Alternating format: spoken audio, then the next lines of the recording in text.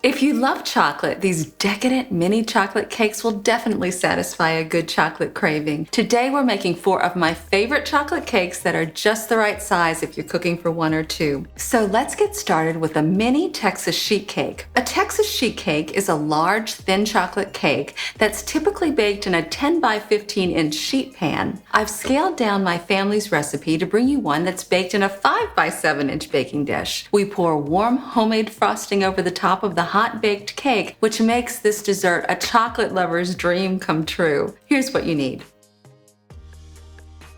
Heat the oven to 350 degrees Fahrenheit. Lightly butter a 5 by 7 inch baking dish and set it aside.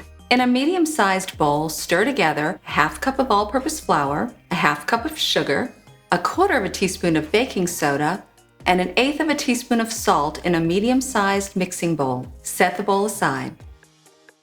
In a small 1-quart saucepan, heat 4 tablespoons of butter, a quarter of a cup of water, and 1 tablespoon of unsweetened cocoa powder over medium-low heat, stirring frequently until the mixture comes to a light simmer and the butter has completely melted. Remove the pan from the heat and pour it over the flour mixture in the bowl. Stir until the ingredients are well mixed. Next, slowly stir in 1 large egg white. Now add 2 tablespoons of milk, a quarter of a teaspoon of cinnamon, and a quarter of a teaspoon of vanilla extract. Pour the batter into the baking dish, place on a rimmed baking sheet, and bake for 25 to 30 minutes or until a toothpick inserted into the center comes out clean. Cover the cake and keep it warm while we make the frosting. Melt 2 tablespoons of butter in a small 1-quart saucepan over low heat. Add 1 tablespoon of cocoa powder and 1½ tablespoons of milk and stir until the mixture begins to simmer. Once simmering, remove from the heat and whisk in 1 cup of powdered sugar a little at a time, a quarter of a teaspoon of vanilla, and an eighth of a teaspoon of cinnamon. Whisk constantly until the frosting is smooth. Stir in a quarter of a cup of chopped pecans. Spoon the warm frosting over the top of the cake. Use a rubber spatula to smooth out and spread if needed, and allow the cake to cool. Then slice and enjoy. You can also use this recipe to make 4 to 6 cupcakes. Bake at the same temperature for about 25 to 30 minutes, and then spoon the warm frosting over each cupcake. It's like eating a fudgy brownie. It's so incredibly moist. The second mini chocolate cake is a scaled-down version of a classic dessert. This sinfully delicious devil's food cake has a deep fudgy flavor and a light and airy texture. It's topped with a decadent chocolate frosting and is so easy to make. Here's what you need. Preheat the oven to 350 degrees Fahrenheit. Lightly butter a 5 by 7 inch baking dish or use a baking dish that has a base area of 35 square inches. In a small bowl, sift together a half of a cup of all-purpose flour, a quarter of a teaspoon of baking soda, a quarter of a teaspoon of baking powder, and a quarter of a teaspoon of salt. Using an electric hand mixer, mix together 4 tablespoons of softened unsalted butter, 6 tablespoons of sugar, and 3 tablespoons of brown sugar in a medium-sized bowl on medium speed until light and fluffy. Set the bowl aside. You can just leave the butter on the counter for about 20 minutes before you're ready to use it, and it should be softened enough to use. Add 1 large egg, a half of a tablespoon of vegetable oil, and a half of a tablespoon of vanilla extract and beat on low speed until well mixed. In a separate small bowl, whisk together 3 tablespoons of unsweetened cocoa powder and 3 tablespoons of hot coffee until smooth. Coffee enhances the flavor of chocolate. It really deepens that rich chocolatey flavor that we love so much in a devil's food cake. If you don't want to use coffee, feel free to use water instead. Add the chocolate mixture to the batter and mix on low speed. Slowly add half of the flour mixture to the batter, then add a quarter of a cup of sour cream and mix well. Finally, add in the rest of the flour mixture and mix until combined. Pour the batter into the greased baking dish and place the baking dish on a rimmed baking sheet. Bake for 40 to 45 minutes until a toothpick or the tip of a sharp knife inserted into the center comes out clean. While the cake is cooling, we'll make the frosting. In a medium-sized bowl, beat 4 tablespoons of butter with a hand mixer until light and fluffy. Add 1 cup of sifted powdered sugar, 2 tablespoons of sifted cocoa powder, a half of a teaspoon of vanilla, and 2 tablespoons of heavy cream, and beat until well combined and fluffy. If the frosting is too thick, thin it by adding a little more cream until the frosting reaches your desired consistency. After the cake is completely cooled, spread the frosting over the top.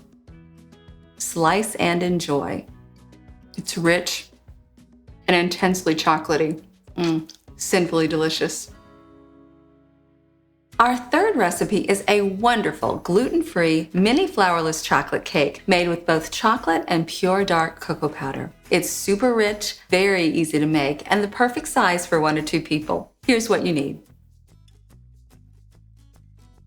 Preheat the oven to 350 degrees Fahrenheit. Lightly butter a 5 by 7 inch baking dish and set the dish aside.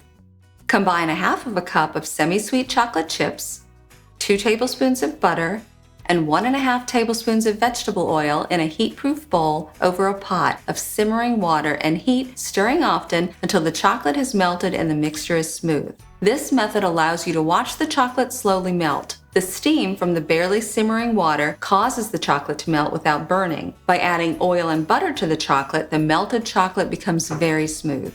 Remove the bowl from the saucepan and set it aside to cool.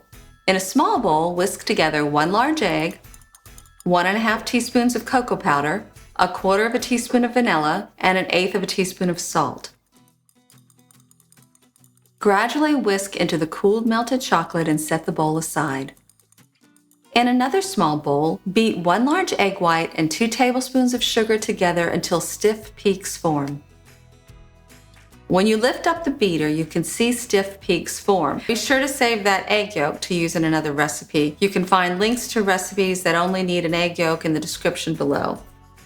Fold the whipped egg white into the chocolate mixture. Pour the batter into the buttered baking dish and sprinkle the top with 1/4 teaspoon of sugar.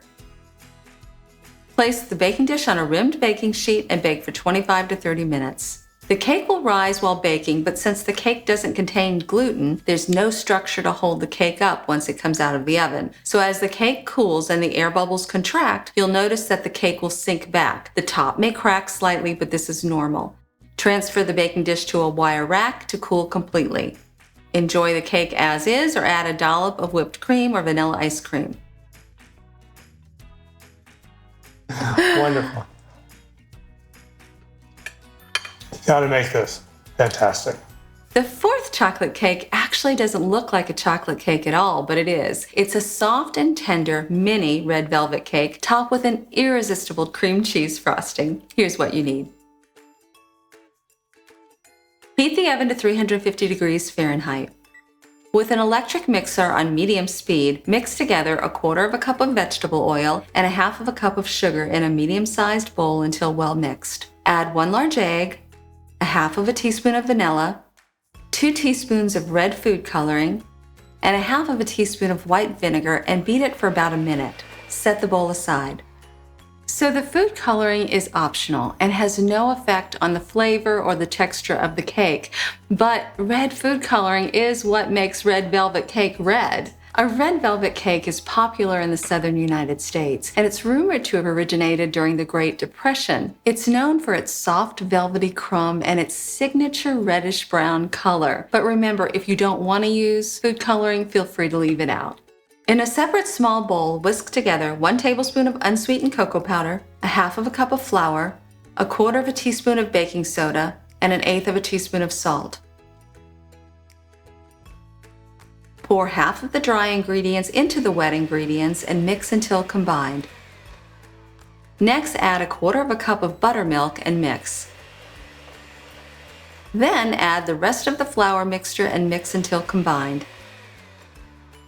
Lightly butter a 5 by 5 inch baking dish or a 4 by 6 inch baking dish and pour the red velvet cake batter into the dish. Place the dish on a rimmed baking sheet and bake for 35 to 40 minutes. Remove the cake from the oven and cool before frosting. Add 2 ounces of softened cream cheese and 2 tablespoons of softened butter to a medium-sized mixing bowl and beat on high with an electric mixer until the ingredients are combined. Slowly pour in 1/2 cup of sifted powdered sugar, and beat on low speed until all of the sugar has been fully mixed in. Add 1/4 teaspoon of vanilla and continue whipping until the frosting is smooth and fluffy. Frost the completely cooled cake. With any of these cakes, it's important to use the right-sized baking dish. You can find a link to a page with the small baking dishes we use in the description below. Now let's dig in. So these are 4 of my favorite and most popular mini chocolate cakes. Be sure to check out these great videos and click below to like and subscribe. In the comments below, let me know which one is your favorite. At One Dish Kitchen, cooking for one is all we do. Bye for now.